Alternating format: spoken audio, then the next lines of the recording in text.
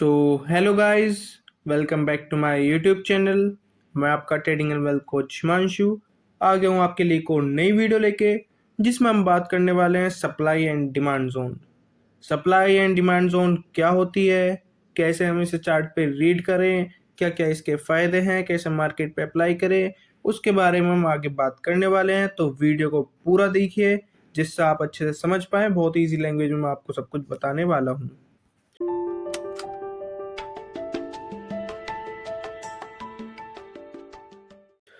चलिए गाइस, सबसे पहले हम जान लेते हैं कि सप्लाई एंड डिमांड जोन सीख के हमें क्या फ़ायदे होने वाले हैं। ठीक है, सबसे पहला फ़ायदा जो है गाइस वो हमारा है रिवर्सल। ठीक है, हम रिवर्सल कैच कर सकते हैं guys supply and demand zone सीख के। ठीक है गाइस, दूसरा गाइस हमारा जो एंट्री और एग्जिट पॉइंट है उसे बहुत ज़्यादा एक्यूरेट करता है। ठीक है, उसकी एक्यूरेसी बहुत ज़्यादा बढ़ाता है। ठीक है, एंड थर्ड एंड लास्ट जो है इजी रिस्क मैनेजमेंट, हमारे रिस्क को आसानी से मैनेज करता है। ठीक है गाइस, होपफुली समझ गए होंगे इसके क्या तीन इम्पोर्टेंस वर्क हैं। ठीक है, क्या फ़ायदे हैं इसके। तो गाइस, अगर आप एक रियल ट्रेडिंग सीखना चाहते हो तो सप्लाई एंड डिमांड जोन बहुत ज़्यादा ज़रूरी है आपके लिए। तो चलिए अब हम बात कर लेते हैं एक सप्लाई एंड डिमांड जोन होता क्या है। ठीक है गाइस, आप देख सकते हैं ये जो रेंज बनी है, बार बार मार्केट अपने लो पे यहाँ से ऊपर जाके वापस नीचे आ रहा है, वापस ऊपर जाके वापस इसी रेंज में आ रहा है, वापस ऊपर जाके वापस इसी रेंज में आ रहा है। तो ये जो है ये हमारा डिमांड जोन है, जहां से बायर्स अपनी एंट्री लेके मार्केट को ऊपर जाते हैं सेम पॉइंट से, उसे बोलते हैं डिमांड जोन। ठीक है गाइस, बहुत ही लैंग्वेज में मैं आपको बता रहा हूँ, होपफुली आपको समझ में आ रहा होगा। जहां से मार्केट ऊपर जाता है, जहां से बायर्स मार्केट को ऊपर लेके जाते हैं, मतलब कि जहां से मार्केट नीचे नहीं गिर रहा, बार बार वहीं से रिवर्सल ले रहा है, उसे बोलते हैं हम अपना demand zone. And same for supply zone, जहां से मार्केट ऊपर नहीं जा रहा, बार बार नीचे गिर रहा है, उसे बोलते हैं हम अपना सप्लाई जोन। चलो गाइस, एग्जाम्पल से बता देता हूँ। यहाँ से हमारी मार्केट ऊपर गई, वापस नीचे आई, ऊपर गई, नीचे आई, ऊपर गई, नीचे आई। ठीक है, तो ये वाला जो हमारा जोन है ये है हमारा डिमांड जोन, जो कि मार्केट को ऊपर लेके जा रहा है। ठीक है गाइस, और ये है हमारा सप्लाई जोन, जो कि मार्केट को नीचे लेके आ रहा है। ठीक है गाइस, एंड गाइस जब भी मार्केट में सप्लाई एंड डिमांड इक्वल होती है तो मार्केट हमारी एक रेंज में ट्रेड करने लगती है। ये हमारी एक रेंज बन जाती है गाइस। ठीक है, जब भी सप्लाई और डिमांड जोन हमारे इक्वल होते हैं तो मार्केट हमारी एक रेंज में ट्रेड करने लगती है। ठीक है, और जैसे ही मार्केट में किसी भी चीज कोई भी चीज़ बढ़ती है, ठीक है, जैसे डिमांड बढ़ी, जैसे ही डिमांड बढ़ेगी तो हमारा ये अपर ब्रेक करके अप साइड एक अच्छा मूव दे देगा। ठीक है गाइस, ऐसे हमारा वर्क करता है, और जैसी सप्लाई बढ़ेगी तभी हमारा डाउन साइड अच्छा मूव देंगे मार्केट। ऐसे सप्लाई एंड डिमांड जोन हमारा वर्क करता है। तो गाइस द क्वेश्चन इज, आप कैसे पता लगा सकते हैं कि सप्लाई और डिमांड जोन कहाँ है। ठीक है, उसके लिए गाइज आपको क्या करना पड़ेगा, उसके लिए आपको बड़े टाइम फ्रेम पे, लगभग 15 मिनट्स के टाइम फ्रेम पे आपको कैंडल स्टिक्स रखनी पड़ेंगी, और छोटे टाइम फ्रेम पे आपको ट्रेड प्लान करनी है। ठीक है गाइज, आपको जो अपना पैटर्न्स देखने हैं, अपना डिमांड सप्लाई जोन फाइंड करना है, वो आपको बड़े टाइम फ्रेम पे करना है, जैसे मैं 15 मिनट्स के टाइम फ्रेम पे कर रहा हूँ। ठीक है, और छोटे टाइम फ्रेम पे आपको अपनी एंट्री बनानी है। तो चलिए गाइज देखते हैं। आप देख सकते हैं यहाँ से ये बड़ी बड़ी कैंडल्स बन रही हैं बुलिश अपसाइड की तरफ। तो पता चल रहा है कि यहाँ पे डिमांड आ रही है मार्केट में, ठीक है। तो ऊपर गई, वापस मार्केट नीचे आया और इस लेवल को हमारा तोड़ा नहीं मार्केट ने, तो यहाँ पे हमारी एंट्री बनती है। वापस यहाँ पे मार्केट में डिमांड आनी शुरू हुई है, यहाँ पे वापस ऊपर गया, वापस इस रेंज में आया, वापस ऊपर गया, वापस नीचे गया, ठीक है। तो जो ये हमारी रेंज है, ये है हमारी डिमांड रेंज, ठीक है, डिमांड जोन है।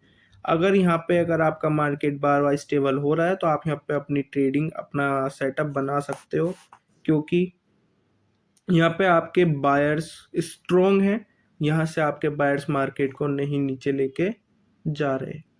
इस वजह से आप यहाँ पे अपनी ट्रेड प्लान कर सकते हो। अगर आप स्विंग ट्रेडर्स हो तो आपको पता होगा कि वो ऐसे ही स्विंग्स कैच करते हैं, ठीक है, जिन्हें वो मोमेंटम दे, बार बार जहाँ रिवर्सल हो रहा हो तो वही स्विंग्स कैच करते हैं। सेम ऐसी फॉर सप्लाई जोन के लिए, ठीक है, पुट वालों के लिए, कि जैसी मार्केट ऊपर जाता है वो यहाँ पे हमारे जो बायर्स हैं वो मार्केट में बेचना शुरू कर देते हैं। बेचना शुरू इसलिए कर देते हैं क्योंकि यहाँ पे प्रीवियस वाला नहीं टूटा होता, कि प्रीवियस नहीं तोड़ा, तो यहाँ पे हमारे स्ट्रॉन्ग सेलर्स बैठे हैं, वो वहाँ से बेचना शुरू कर देते हैं, ठीक है गाइज।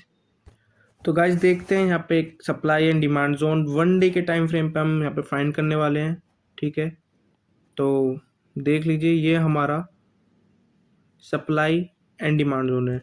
चलिए छोड़िए, आपको इजी बताता हूँ अपसाइड की तरफ। ये हमारा एक सप्लाई एंड डिमांड जोन है, ठीक है। ये हमारा डिमांड जोन है एंड ये हमारा सप्लाई जोन है, ठीक है गाइज। तो जो बड़े प्लेयर्स रहते हैं, हमारे ऑपरेटर्स रहते हैं, वो यही देखते हैं, लॉन्ग टर्म के लिए भी यही देखा जाता है, ठीक है। यही हमारी वो ट्रेड लेते हैं सप्लाई एंड डिमांड जोन के अंदर, ठीक है। मार्केट ऊपर गया, नीचे आया, अपनी ट्रेड प्लान कर लेंगे, देन ऊपर गया, नीचे आया, अपनी ट्रेड प्लान कर लेंगे, ऊपर गया, नीचे आया, ट्रेड प्लान कर लेंगे, ऊपर गया, नीचे आया, ट्रेड प्लान करेंगे। और जैसे ही ये रेंज टूटती है, और जिधर की साइड भी ये टूटेगी, अगर अप साइड टूटती तो अप साइड की तरफ प्लान करते, और डाउन साइड टूटेगी तो डाउन साइड की तरफ प्लान करेंगे। ऐसे हमारे बड़े प्लेयर्स प्रॉफिट कमाते हैं, ठीक है guys. So guys the next question is कि हम सप्लाई एंड डिमांड जोन को कैसे पहचानें, इन्हें कैसे मार्केट के अंदर हम स्पॉट करें कि सप्लाई एंड डिमांड जोन बन रहा है, ठीक है गाइज। सो गाइज कुछ इजी एंड इम्पोर्टेंट स्टेप्स हैं जिन्हें हम फॉलो करके पता लगा सकते हैं कि मार्केट में सप्लाई एंड डिमांड जोन है, ठीक है। जिसमें हमारा सबसे पहला स्टेप है प्राइस एक्शन, ठीक है गाइज। तो गाइज प्राइस एक्शन को ऑब्जर्व करो, प्राइस एक्शन को ध्यान से देखो, जहाँ से प्राइस तेजी से मूव करता है, ठीक है, वहाँ पे एक कंसोलिडेशन जोन बनने की चांसेस होती हैं। जैसा आप देख सकते हैं, मैंने मार्क किया है, जहाँ से प्राइस तेजी से मूव करता है वह कंसोलिडेशन बनने की चांसेस होती है। यहाँ कंसोलिडेट हुआ मार्केट, एकदम नीचे गिरा, यहाँ कंसोलिडेट हुआ मार्केट, एकदम ऊपर गया, ठीक है गाइज। यहाँ कंसोलिडेट हुआ मार्केट, एकदम ऊपर गया, यहाँ कंसोलिडेट हुआ मार्केट, एकदम ऊपर गया। तो ये बहुत ज़्यादा मेजर रोल प्ले करता है हमारा डिमांड एंड सप्लाई ढूंढने में। सेकंड गाइज वॉल्यूम, ठीक है। जहाँ भी मार्केट में एकदम से वॉल्यूम आता है वहाँ हमारा एक जोन क्रिएट होता है, या तो वो सप्लाई जोन क्रिएट होगा या फिर वो हमारा डिमांड जोन क्रिएट होगा। थर्ड गाइज थर्ड होता है हमारा कैंडल स्टिक पैटर्न्स, ठीक है। कैंडल पैटर्न्स भी बहुत ज़्यादा मेजर रोल प्ले करते हैं हमारी बहुत सारी चीज़ फाइंड करने में, जैसे कि हमारा कहीं बुलिश एंगल्फिंग बन रहा है गाइस, ठीक है, या डोजी बन रहा है। बहुत टाइप्स की कैंडल हैं जो बन रही हैं, वो भी हमें फाइंड करती हैं कि मार्केट में सप्लाई या डिमांड जोन है। तो गाइस एक और एग्जांपल के साथ समझ लेते हैं, है ना, एकदम इजी लैंग्वेज में सप्लाई एंड डिमांड जोन। तो कोई 90 रुपीज़ का स्टॉक था, 100 गया था वो, एंड वो 100 से एकदम तेजी से वापस 90 पे आ गया। तो ये बताता है गाइस 100 रुपये के आसपास एक सप्लाई जोन है, ठीक है। जब भी मार्केट वापस ऊपर 100 रुपये की रेंज में जाएगा तो बहुत ज़्यादा प्रोबेबिलिटी, बहुत ज़्यादा चांसेस हैं कि मार्केट वापस नीचे गिरे, हमारे सेलर्स यहाँ से एक्टिव हो जाएं और मार्केट को नीचे पुश करें। ठीक है गाइज। तो गाइज ये एक बेस्ट सप्लाई जोन का एग्जांपल है। ठीक है, सेम ऐसी अब डिमांड जोन के लिए देख लेते हैं गाइज। हम कोई 90 और 100 के बीच का स्टॉक है। तो गाइज कोई स्टॉक 90 रुपीज से 100 पे गया, बहुत ही अच्छी पैटर्न्स बना के, या फिर बहुत ही अच्छी बुलिश कैंडल्स बना के। ठीक है, एंड देन वापस वहां से हमारे सेलर्स ने उसे पुश कर दिया नीचे डिमांड जोन में। ठीक है, ये हमारा बहुत ही अच्छा डिमांड जोन है।